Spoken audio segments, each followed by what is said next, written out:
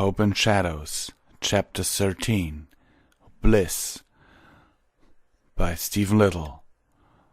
My Little Pony and all associated characters are copyrighted by Hasbro. Every pony and one dragon waited with bated breaths as Kiran waited his options.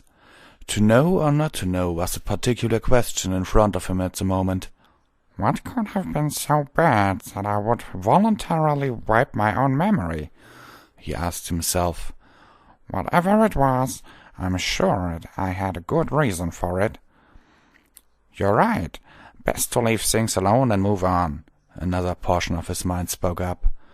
But what if I erased the memory of some pony special by accident? What if you killed some pony or worse, some pony you loved? His mind argued back. How can I move on unless I know where I come from and why I look so different from every pony else? The confused crossbreed looked around at the worried faces around him, each one waiting patiently. A comforting white wing wrapped itself across his shoulders. Looking off to his side, he gazed into the comforting magenta eyes of Princess Celestia. Bolstered by the warmth radiating from her smile, he addressed the High Queen. Anything you can do to help me would be most appreciated, Your Grace, Kiran said, bowing low. Queen Faust looked over to her eldest daughter. I can see why you picked this one, Celestia. She looked around at the darkness surrounding them. This is a bit depressing. How about a change of scenery? Faust waved her hoof, and they were suddenly surrounded by a garden of bright flowers and manicured shrubbery. In the space between them, a manicured pond surrounded by bluebells and midnight violet appeared along with 6 large, round velvet cushions. Spike and Rarity lay upon one, while Twilight and Luna chose another. The High Queen picked one right to her youngest and indicated Celestia and Kiran should occupy the one to her right. The rest of the cushions were divided up amongst the others, 2 to a platform. Every pony comfy? Good. In front of the ponies, a large rectangular window opened up in the black space. This is a time window. It will show us whatever we want. It is important to note that the images it shows us are not biased. They are simply the truth, a fair and honest portrayal of what actually happened. Yay! Movie time! Pinky yelled unexpectedly. Rushing around the area, she placed a large tub of buttery salted popcorn in front of each of the ponies. Taking her seat next to Rainbow Dash, she saw the bewildered look on her friends and the royal family. What? You can't watch a movie without popcorn? It's the law. I think it's the law. And if it's not, it really should be. Pinky, this isn't a... Twilight was interrupted by Luna, munching on a hoofful of buttery treat. Oh, never mind. Queen Faust waved her hoof towards the screen, illuminating it with the first images. The first thing they were shown was an 8-year-old Celestia, romping in the long grass with a 5-year-old Luna. Oh, they're so darling, Fluttershy said. Mother! Luna shouted. Sorry, I couldn't resist. Oh, here we go. The scene changed to the mountains far to the east. This is Dragon's territory, and here we find little Kiran hiding amongst the rocks. Kiran, you were so cute as a little colt, Celestia commented. Why was I hiding? He asked. A shadow of a large winged animal crossed the scene briefly as it flew by. At that time amongst the dragons, breeding outside your species was frowned upon. 2 dragons in particular, Lord Silverclaw and Rubywing, took it upon themselves to punish your parents, to take an example of them for others to see. They killed your father, a dragon about Spike's age, and your mother, a unicorn. Needless to say, I was not happy about this, but it was shortly after that I had to depart the mortal world, leaving my daughters to rule in my stead. Spike looked over his shoulder, the saddened Kiran next to the princess. I know how you feel, Kiran. The same thing happened to my parents. We can talk later if you want. Thank you. I think I might need to. The screen went grey, then another image of a much older Kirin appeared on the screen. "Who's that dragon with him?" Me," Kirin asked. "That's Spellfire, the Ancient," Queen Faust informed them. "He was one of the most powerful dragon mages at the time. He was the one who trained you in the use of dragon's arcane magic. It looks like you're about 60 years old here. You inherited your father's longevity, it seems. Unfortunately, Spellfire's name was not just a title. He was very ancient. He and I were good friends, had been for a very long time. Funny thing, though, he always thought that he would depart this world before me. It's okay, we still talk quite often." "You mean he's here on this plane with you, Mom?" Twilight asked. "Not precisely, but not far off either. I know he'd love to meet you, seeing as you can also perform dragon magic, something no pure pony should be able to do." "So he died too? Is this going to be a sim or something? Any person I get close to dies?" "I'm sorry, Kirin, I truly am. But Spellfire was the last dragon or pony you came close with for a long time. After his passing, you wandered the countryside, mostly hiding from dragons when you saw them. After many years, you found your way into Equestria. From town to town, Kirin was chased away for his appearance. Many ponies thought he was a monster, and instead of listening to what he had to say, they ran him off. It was about 3 months later when he appeared outside what is now Ponyville. I'm sorry about this next part." A mob of ponies had gathered around Kirin. "Freak! What are you doing here? Get out of here before we beat the crap out of you!" shouted a brown earth pony. Another earth pony, a grey stallion, picked up a rock and threw it at Kirin, hitting him in the face and breaking his nose. Kirin fell to the ground, his malnourished form unable to stand on its own anymore. The numerous ponies advanced on the defeated creature and began to kick and beat at him without mercy. Princess Celestia appeared in the midst of the mob. "What is the meaning of this?" she shouted, using the royal voice. "Your Majesty, we caught this monster trying to sneak into town, but we stopped it, didn't we, guys?" the grey earth pony said to the other stallion, nodding in prideful agreement. "You have nothing to be proud of here," Celestia hollered. "You have violently assaulted another creature for no other reason than being different. I'm different than all of you. Will you attack me next?" "No, Your Majesty, we would never. It's just, well, look at him," the brown earth pony tried to explain. "Guards!" she shouted. Several guards descended from the sky to stand before their princess. "I want this poor creature taken to the palace at once. Have my personal physician take care for it." Celestia turned back to the mob. "As for the rest of you, if I hear ever again of you treating another living thing like that again, I will personally throw each and every one of you into the dungeons. Do I make myself clear?" she shouted. "Yes, Your Majesty," they answered in unison. Celestia left the ponies standing there in the road to contemplate their actions. The picture changed to Celestia in the palace, watching her royal physician checking over Kirin. "Dr. Sawbones, how is the patient?" "I've seen ponies in worse shapes than this. Of course, I can't seem to think of any at the moment, but I'm sure he'll pull through." "So, it is a he. How can you tell? I've never seen a creature like him before," Celestia asked. "He's a Kirin, a cross between a pony and a dragon. They're rare and can take on many attributes of either parents, but he is a Kirin nonetheless. Concerning his gender," the doctor lifted the lower portion of the sheet covering him. "As you can see, it's not that different from than most ponies." Celestia was blushing. "Yes, I see what you mean. Please tell me when or if he regains consciousness."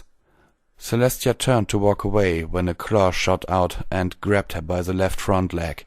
"Please, don't leave me alone, Angel."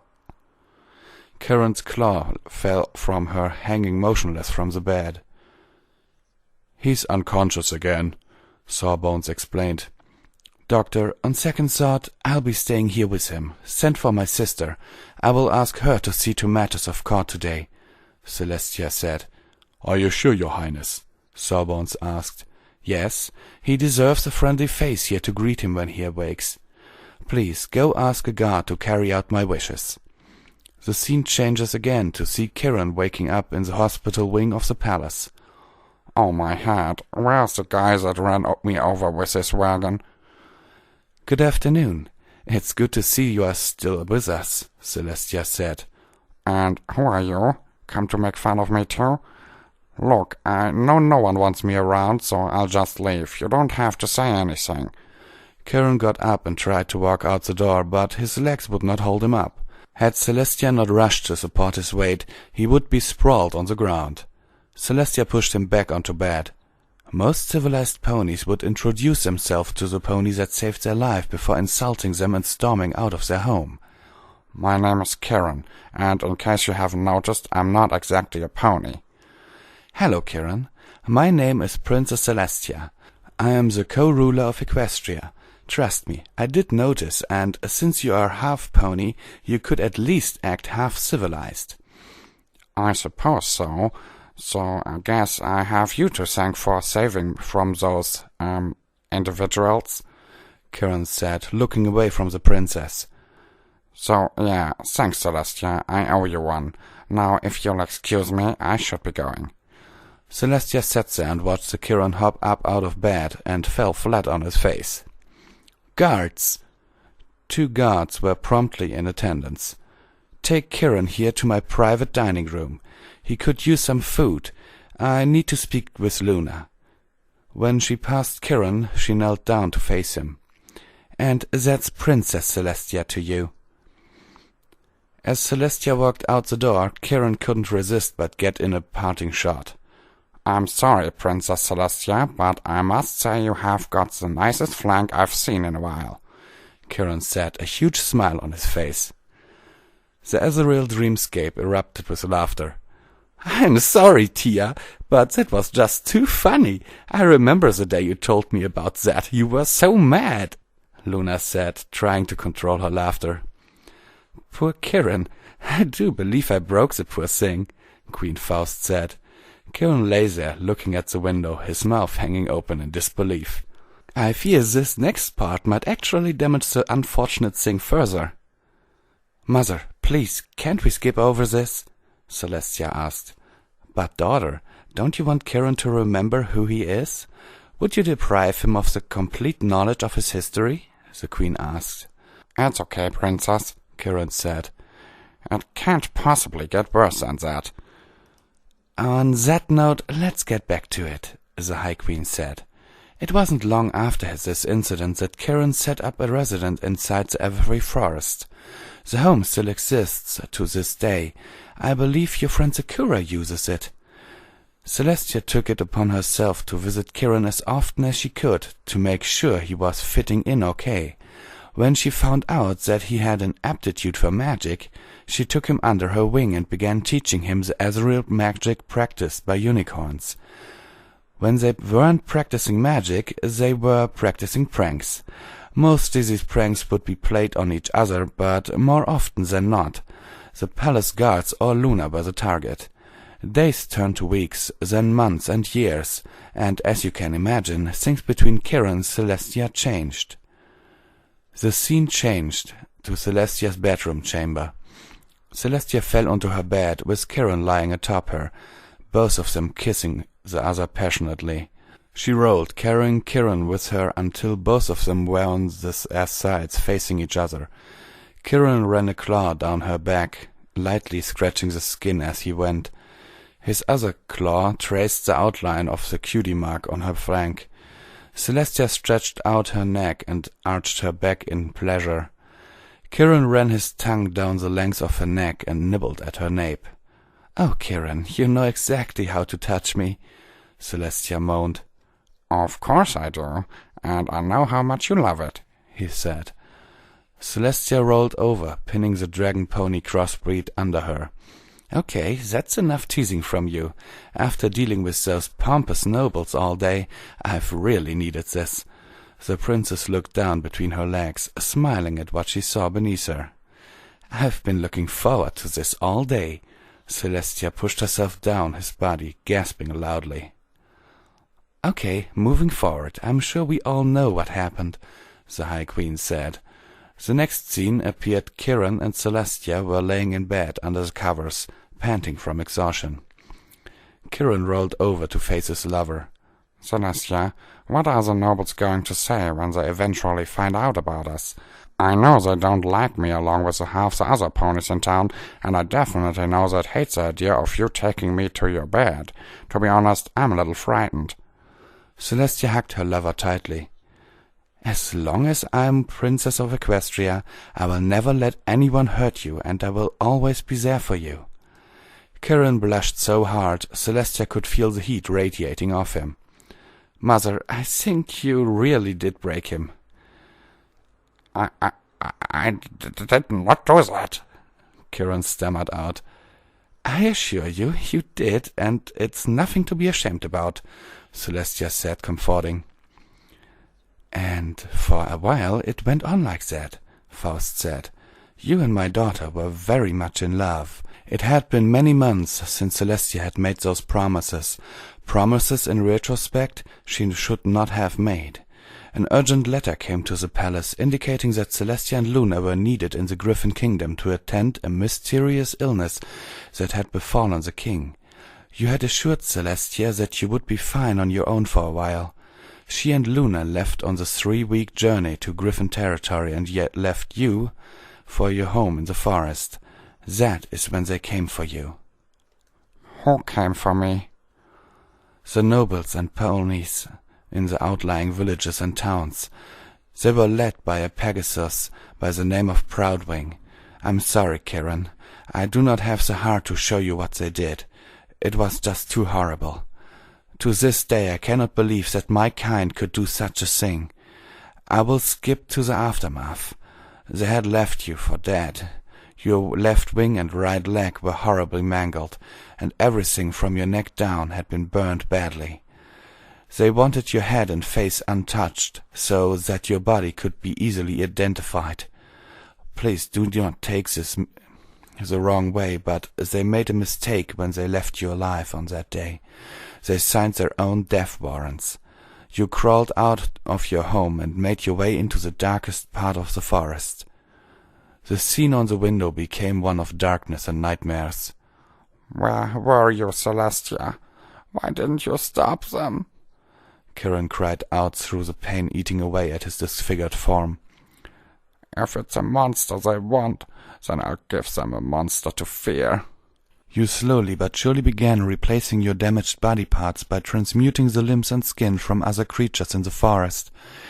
You took the wings and the right arm from a manticore. You took an antler and left back leg from a stag in the area as well. A bear was wandering through, and you replaced the burnt skin tissue and fur of your body with his, then mercifully killed it.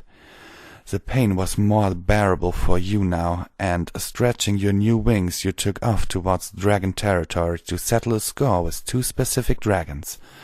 I seriously doubt Lord Silverclaw or Rubywing saw it coming when you knocked them out and teleported them to a secluded location. I'm sure it was more of a shock when Silverclaw woke up with your burnt and broken leg, and Rubywing had his tail replaced with yours. Now that you had scared them for the rest of their lives, you headed back to the palace to exact your own brand of justice, snatching the claws from a passing eagle to complete your new form. What did I do?" Kiran asked timidly. You killed a good deal of them. Not right away, and certainly not quickly, the Queen told him. You flew into town, calling yourself Discord, Lord of Chaos and Disharmony. This first thing you did was capture Proudwing, and made an example of him. He was one of the few ponies you allowed to live. You swapped your right manticore wing with his, then broke the ends of them, rendering them useless. "That was horrible," Kiran said. High Queen Faust shook her head. No, what was truly horrible is what came next. You rounded up every unicorn in the area and took their power. Every ounce of magic they had, you took into yourself, soaking every fiber of your being in magic. The magic of over 500 unicorns at your disposal made you more powerful than my daughters, but had the consequence of making you every bit a creature of magic as we alicorns are. Then, with all those unicorns corralled in a building, you filled it with water and drowned them all. With all that magic inside of your body not used to it, the power twisted your form, making you longer, growing a fang from the right corner of your mouth and twisting your own original horn into a spiral. Then, for what only Discord could consider funny, you reanimated the bodies of the dead unicorns and had them attack the other watching in delight as they tore their co-conspirators apart. I think I'm going to be sick, Kirin protested. Celestia hugged him close to her, trying her best to help him through this. I'm sorry, Kirin, but there is still a small bit more, Queen Faust said. After about 6 weeks, Celestia returned to her home to find the landscape completely altered. Islands of land floated through the sky, while clouds of cotton candy floated amongst them, raining chocolate milk rain down. All the animals in the area had been twisted into new forms. Others had been mixed together to make entirely new creatures like Discord's infuriating piranha toads. Even the plants were not the same anymore. The now famous Zap Apple tree was also your doing. Discord made the Zap Apples? Applejack asked in disbelief. I didn't know that. Celestia and Luna flew as fast as they could to their home to find a twisted, mixed-up creature sitting on their mother's throne. Who are you, and what are you doing? What happened to the town? Where is every pony? Luna demanded. You have some nerve to come in here and accost your new ruler, the creature said. I do not recognize your rule, and will never bow down to you, Celestia shouted at him. Do you not recognize me anymore, my love? I know I've undergone some changes, but it's still Kirin, more or less. No, I would say less, Discord taunted them. No, I suppose Kirin doesn't quite describe me anymore. How about Draconicus? Yes, that has a nice ring to it. Kirin, what happened to you? What happened here? Celestia asked as calmly as she could. I think my servant is the best suited to answer that. Lucky? Oh, Lucky! Do come out and say hello to the princesses. Proudwing walked out from behind the throne, a spiked chain wrapped around his blue throat. Now, Lucky, tell the princesses what you did, and mind no lies. Princess Celestia, we, the movement against the Kirin, faked a letter from the Griffin Kingdom to get you out of the way. After we were sure you and Princess Luna were gone, we moved against the Kirin. We knew you were having relations with him. We knew it was only a matter of time before the two of you pronounced an offspring, and then the Dragon Empire would have a claim on the throne should anything happen to you and your sister. We couldn't allow that to happen. We believed that if we got rid of him, that would be the end of it. Tell her what you and your friends did, Discord said. Please, Lord Discord, Proudwing begged. Tell her, he yelled. Tell her how you and your friends broke my legs and arms. Tell her how you yourself cut the film from my wings. Tell her how you burnt me alive and left me for dead. Is this true, Proudwing? Did you and your fellows commit those atrocities? Celestia asked, anger building up inside her. Yes, your majesty. We needed to send a message. Well, you sent one all right, and now nearly 2,000 ponies lay dead. I will deal with you later, Celestia said. Guards, Discord bellowed. 2 of the princess's royal guards entered the room. Take our dear nobleman down to one of our nicer cells, would you? Apologies, sire. Which cell is a good cell? The guard asked, a strange green haze clouding his eyes. You know, the good cell that used to be the bad cell before it was remodeled, Discord informed him. The Draconicus looked back to the princesses. I had new chains installed and had a fresh coat of mold added to the walls. The 2 guards remained where they were. What are you waiting for? You're dismissed, he said, waving them away. I have matters to discuss with the princesses. As soon as the guard left the room, with Proudwing in tow, Celestia ran to Kieran, but he generated a field in front of him to keep her at bay. "Kieran, what's wrong? I'm sorry, I didn't mean for any of this to happen." "You're sorry? You're sorry? Do you really think that's going to get you off the hook? You lied to me. You promised you'd be there. You promised you'd protect me." "I'm sorry, Kieran," she said. "My name is not Kieran. My name is Discord," he shouted at her. "Look at me, Celestia. I had to take bits and parts from animals to rebuild my body after they tried to kill me. I am a monster, but now I will have justice." "That isn't justice, Discord. This is revenge," she argued. "So what if it is? I don't have time for this. Enjoy my changes to Ponyville." "Where are you going?" Celestia asked. "Cloudsdale, then Manhattan. Some of the nobles escaped, but not for long." "Discord," Celestia said. "I have to know one thing. The foals, the colts and the fillies, you didn't—" "No. Those children were innocent. Like me, they had done nothing but wrong, and therefore they should not be punished. They are at my house asleep. As soon as you open the door they will wake, having no knowledge of the blood and the death that visited here." "Thank you, Kieran." 3 of the gems of the elements of harmony appeared on her breastplate, the other 3 on Luna's. "Luna, now!" A beam of multicolored light shot out from the 2 princesses, freezing Discord's feet to the floor. Watching his feet and tail turn to stone, the Draconicus posed for her.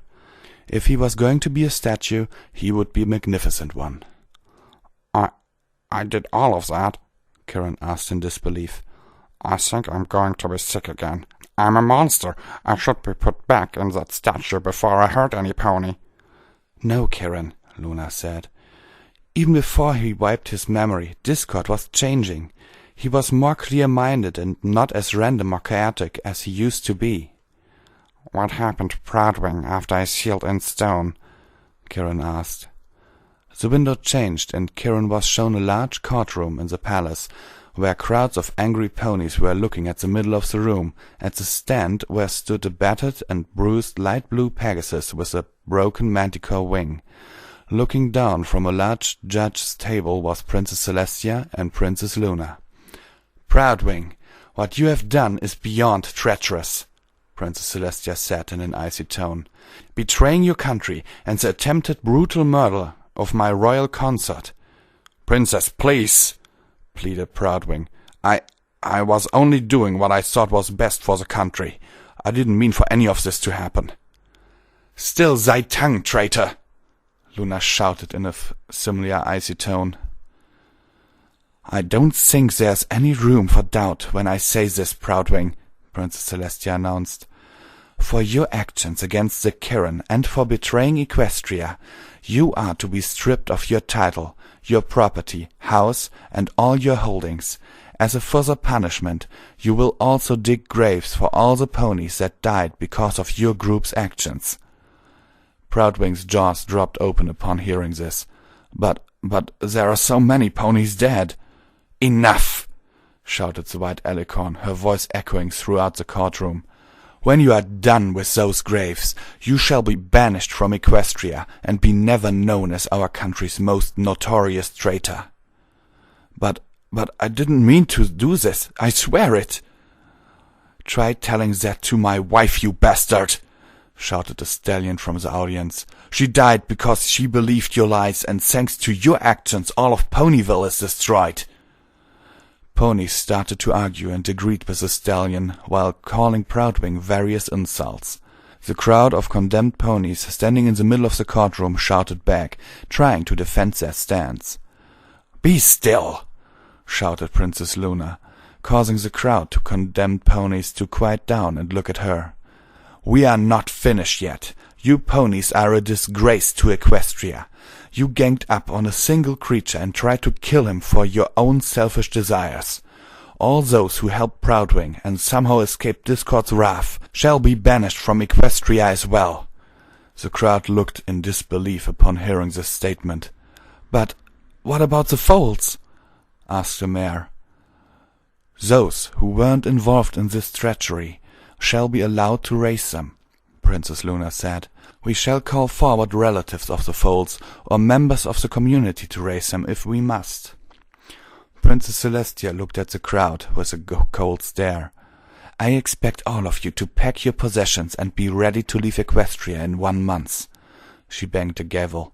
Guards, escort Mr. Proudwing here to the cemetery to start his punishment. Court is adjourned. Kirin looked on in disbelief before saying, Princess Celestia did all of that? High Queen Faust nodded. Yes, Kirin, she did. After he finished burying the dead and was banished from Equestria, no pony was sad to see him leave, and he was never seen again.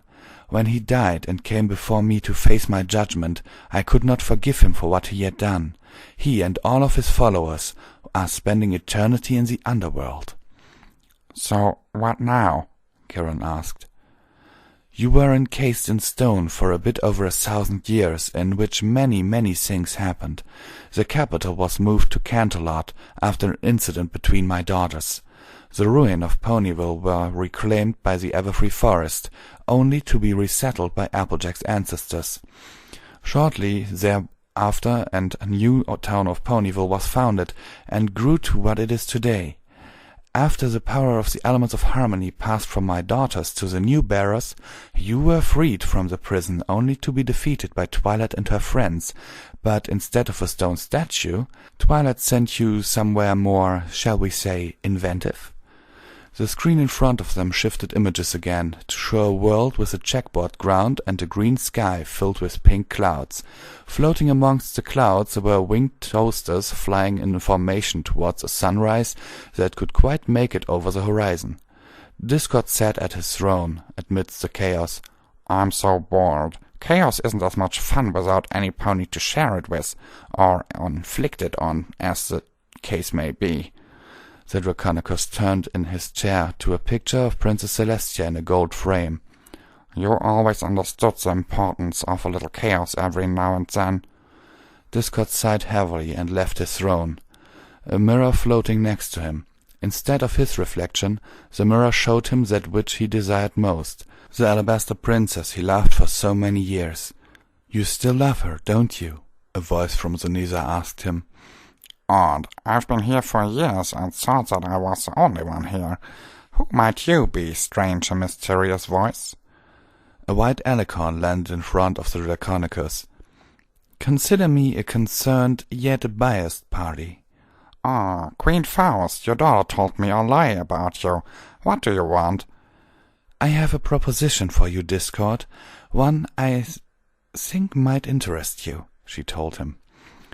My daughters have come into some trouble lately, and I need you to help them. Why should I? Because you know as well as I do what is coming. The elements of harmony are Equestria's only hope, and the current bearers are the only ones that can do the job.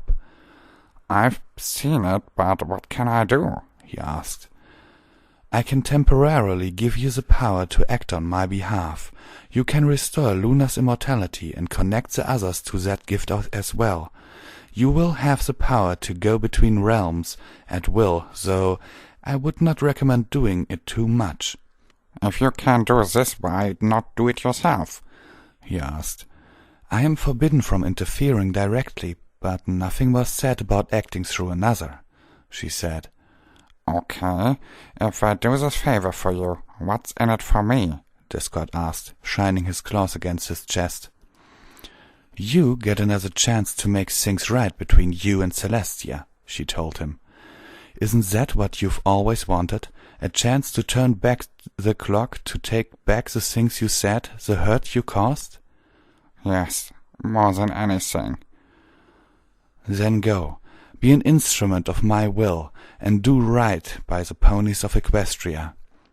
The Draconis turned to make preparations for his task. Discord, a warning. If you harm any of them, if you betray my trust and use the power I have given you to start a new era of chaos and destruction, rest assured, there is no place, no realm, no plane of existence that I will not find you. Mother, you were his associate? Celestia asked in disbelief. It was a calculated risk, but one I was sure of. I knew you still had feelings for him, and he for you. You always were a bit of a romantic, Mom, Luna said with a slight smile. Well, Karen, I'm sure that Celestia can fill you in on the events of the last few years. I have done all I can do for now, the Queen said. I must go now, daughters. Come, let me hold you one more time before I go. You too, Twilight. Luna, Twilight, and Celestia embraced the Queen tightly. We will miss you, Mother, they said. And I you three. Should you need me for anything, simply come here and call my name, and if I can, I will come. The 8 ponies, Dragon and Kirin, found themselves back in the palace once again. Rarity took a step and nearly fainted. Spike held her up. Rarity, are you okay? I'm fine, darling. Just a little weak. Kirin walked over to her. Rarity, have you been taking any mineral supplements during your pregnancy? Just the normal prenatal vitamins. I'm told they have some minerals in them, she said. I thought so. Do you trust me, Rarity? He asked. Yes, you've not given me reason to feel otherwise. Even after what we saw, I know that isn't you. You are a completely different pony. Thank you. Princess Celestia, I need a large ruby, about the size of a decent apple, and a glass of hot water. Celestia's horn glowed, and the 2 items appeared before him. Kirin picked up the ruby and squeezed it within his claw, reducing the gem to an incredibly fine powder.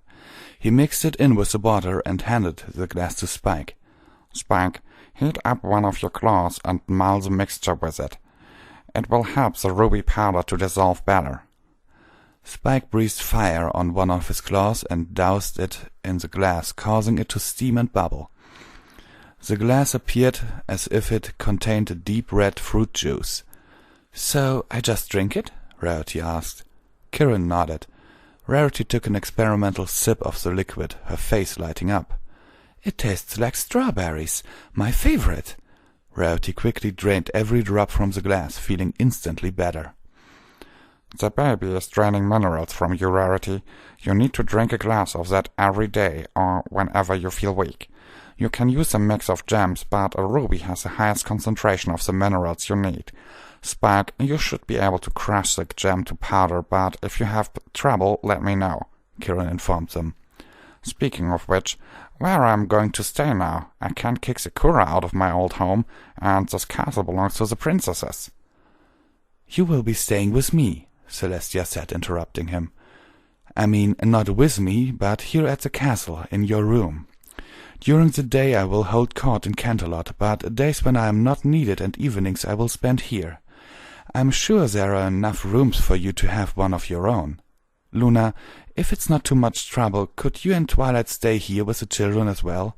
If Discord was faithful to the castle's reconstruction, your room should still be here, and there should be more than enough room for Dawn and Dusk as well.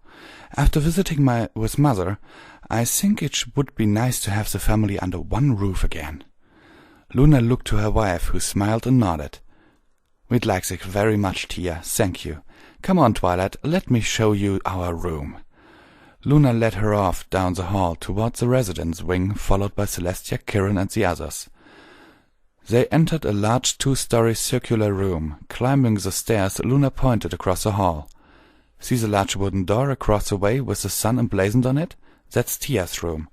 Over here is ours, Luna said, indicating a set of large wooden double doors with a crescent moon engraved into the doors. Luna pushed in the doors, revealing a huge, elegantly decorated room. Welcome home, Luna, Twilight said, smiling.